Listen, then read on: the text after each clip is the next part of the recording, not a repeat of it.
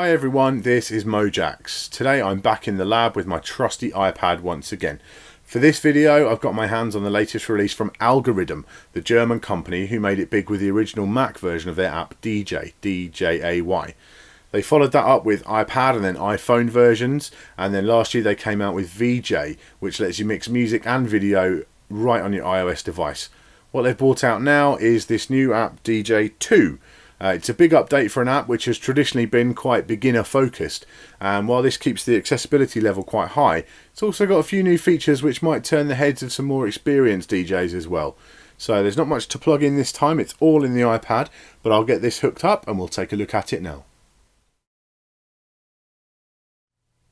Right, so let's get started then, show you some of the new features in this new version. We've got first of all the library and the playlists. You've got a lot of, this is how it was before, pretty limited display. Now you've got a full screen display in there. You can also change the colour to a much more pleasing darker colour to see, and you've got obviously still access to all of your various songs, artists, all that sort of stuff in there, and playlists, all coming from your iTunes library on the actual iPad or your iPhone. You've got the ability to pre-analyze all your tracks. I've actually done that on this already. You don't want to watch that for 10 minutes, but that will then save the overviews and everything for the tracks, the auto gain levels and that sort of thing, and those can be synchronized via iCloud across your different devices, so your iPad and your iPhone. If you've got the same iTunes tracks on there, then when you load them up on the other device, if they're synced via iCloud, on it will go, and you won't have to wait for them to analyze on the fly or anything like that. You've got different sort options now. You can sort by title, by BPM, or by artist or time, all in ascending or descending order as well, so that's quite handy to have. And to actually access stuff really quickly, if you want to just check out a track, it might be a new track you've just got, then you can hold down on there. You can either add it to the queue, which we'll look at, or you can load it to the deck, but you can also preview now as well. So you just hit the preview and skim through, and that comes out of your Q signal if you're using a split cable like the Griffin DJ cable, or if you're using, say, one of their supported controllers for DJ, then that will come out of your headphones, not out of the master. So that's quite handy to have.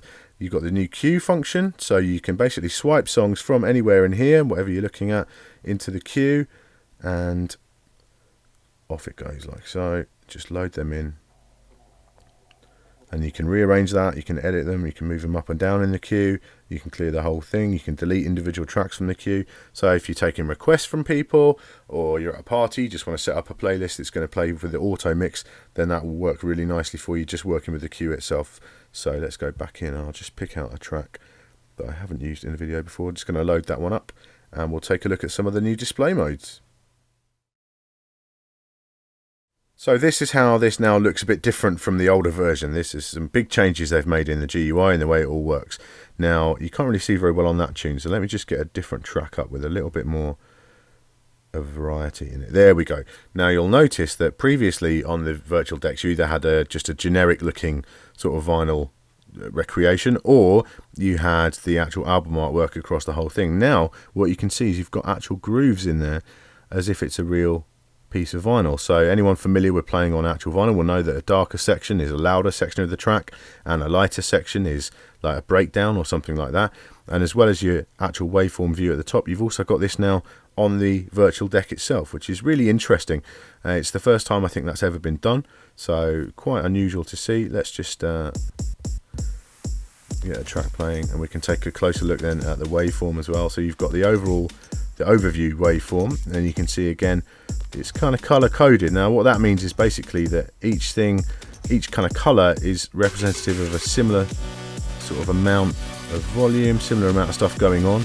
You can easily, if you're using like pop songs, you can kind of discern between like a verse and a chorus just from the overview itself, which is really quite useful. Obviously a lot of software has these colored waveforms now, but this goes a little bit further than that. So you've got a lot of ways of telling what's going on. Now, a lot of people, myself included, aren't really massive fans of this whole skeuomorphic virtual turntable spinning around kind of thing, because ultimately, you know, I'm not there to try and be scratching on my iPad. That doesn't really feel terribly great to me. What I'm into is having the waveform in front of me. Now, well, you've got that now with this DJay 2. So this is the waveform mode. A big improvement from my perspective. I think it's fantastic. You can see there, if I just pull that up, you've got the grid lines on each one. So it set a beat grid automatically when it analysed it. And again, this colour of the waveform comes into play. So you've got the sort of greeny orange section, then that is very much a, bring it back somewhere else, that is a kick drum, and then you've got the lighter blue section, tends to be a snare, and it's really, you can tell what's going on just at a glance with that, which is really nice. If the grid has been set incorrectly, you can just set the grid, you can stop it there, stop it there, oh, behave yourself, alright, there we go, stop it there, and you can set the downbeat wherever you choose to have it. So if it's got it off, it's accidentally set it on an upbeat or something like that, you can just literally set that yourself. And then the other new factor they've added in is that you can now do all this in vertical view mode as well. So we've got a massive waveform, and you can just switch between the two decks very easily. I'll just show you there as well, you're seeing how quickly that's all just come up, no analysing to be done or anything. And it's chosen the downbeats. I'm just going to make sure that's on the right downbeats, and we'll set the grid there. That looks good. And just back and forth between the two. Big display, and if you turn the wave off, you've got an even bigger vinyl turntable appearing virtually on the screen. So much more to look at in terms of the actual layout, much more clean from my point of view, much more information to be had, so that's a big improvement. So we'll drop on that and we'll move on to the actual performance features. Right, let's take a look at some of the new performance features that are included in this new version. So let's get the track going. We've got now a slicer mode, which basically lets you jump around within these 4 beats without losing the playback position. It just keeps rolling on. So if you've got a cappella or something with a nice strong instrumental line in there, you could make some really interesting patterns with that. That's cool. You've got slip mode, which lets you, and I'm not very good at this, so you can pull off scratching maneuvers. You can see the track still continues underneath, or even like a spin back. It just drops back into place where it was before, so you don't lose the sync.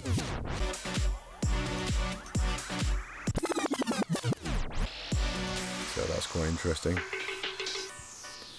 The way the sync now works, basically it's what they call perfect sync, so you can get the sync lined up there. Let's get these synced.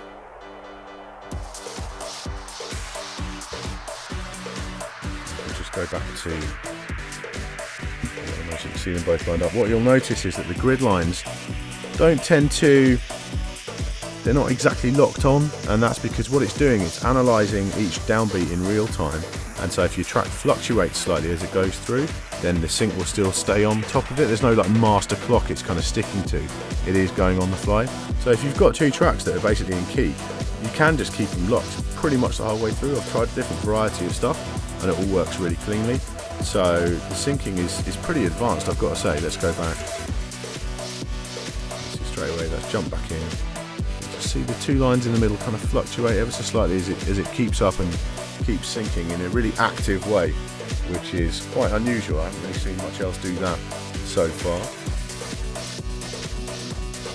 So as long as your grids are in the right place, they're on the right downbeat and everything else, you should just be able to keep that going for ages and ages. Let's just go back over to one side again. So we've got a few other little performance tweaks in the settings there. Obviously cue points have always been there, looping has always been there, the loop roll has always been there, and now you've got pad loops as well. So basically you can do a loop roll and filter at the same time with the XY pad.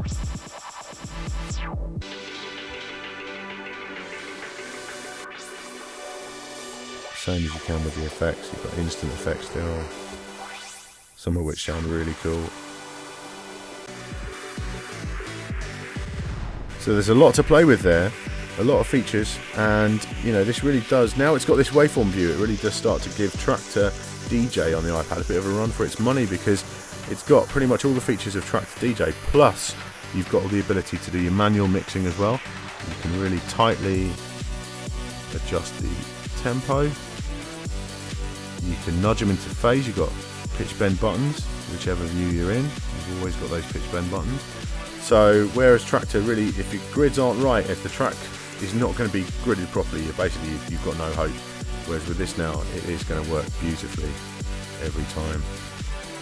Even if your sync is going to let you down, because sync is never perfect. That's one of the myths about sync, is that people think that sync is like this magic thing. Well, it's not always, unfortunately, because music isn't designed to be synced as a rule.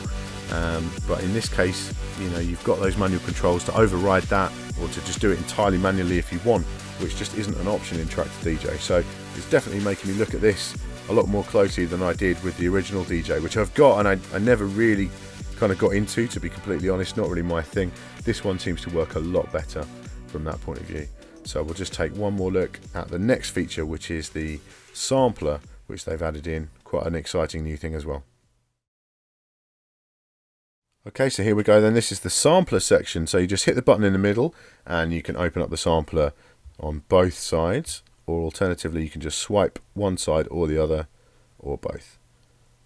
So that's your quite flexible look then. Right, so let's just take a look at that a little bit more closely. What you've got is a series of 12 pads, 6 on each side, and these have got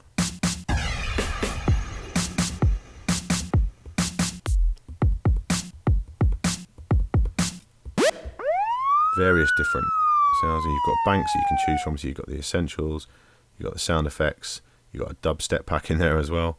So get your Skrillex on, that's great. And then also, as well as that, you can save them as my presets.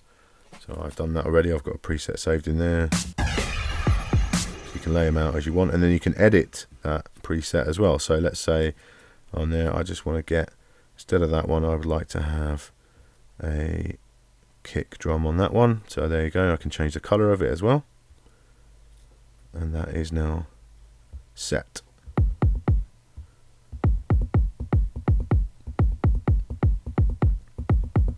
And what you can't do is sort of do a live loop over the top of what you're playing. I mean, you can play a track. Let's just hear.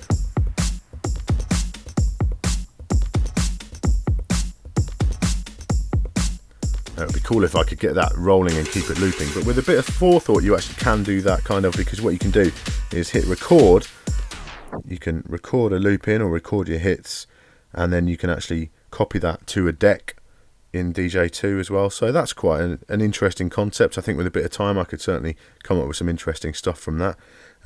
You can also add your recordings down into one of these as well, so you can record a little bit of the track. You can record, let's say you're playing on a track with a nice vocal sample, you can record that into the recorder and then just load that straight into one of the sample pads as well. So a lot of flexibility there in terms of the sample player.